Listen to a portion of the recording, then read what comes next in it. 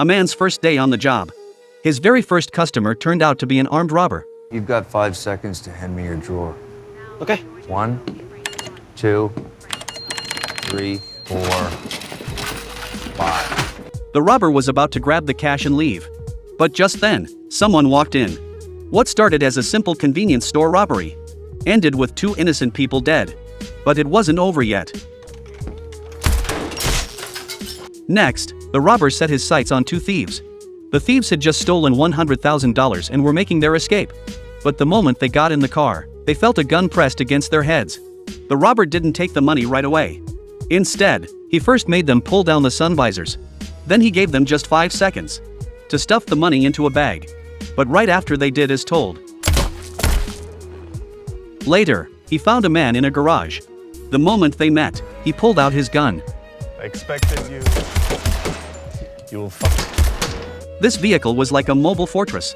Not only was the body bulletproof, even the tires were solid rubber. The robber popped the hood. Thick steel plates had been welded on top.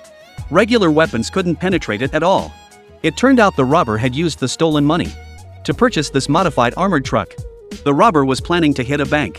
Soon 2 accomplices arrived to meet up with him. These 2 would handle the getaway driving. To conceal their identities, they disguised themselves as security guards. Then they drove the armored truck toward the bank. While the bank staff weren't paying attention, the fake guard slipped inside and quickly subdued the bank's security guard. Then the 3 robbers burst into the bank. They played a pre-recorded message. Keep your hands raised. Cooperate. If you make any sudden moves, you will be executed. Then handed rope to a female employee, ordering her to tie up all her co-workers. Then they gave the manager 3 minutes to hand over the gold bars, or they'd randomly execute a hostage. One accomplice then went with the manager. But just as the woman was about to tie up her second colleague, the colleague gave her a signal. It turned out when the robbers first burst in, this colleague had already composed an email. All that was left was to hit send. But the woman shook her head in fear. So the colleague had to do it herself. Meanwhile, outside, 2 cops noticed the bank robbery in progress. But they didn't rush into the bank.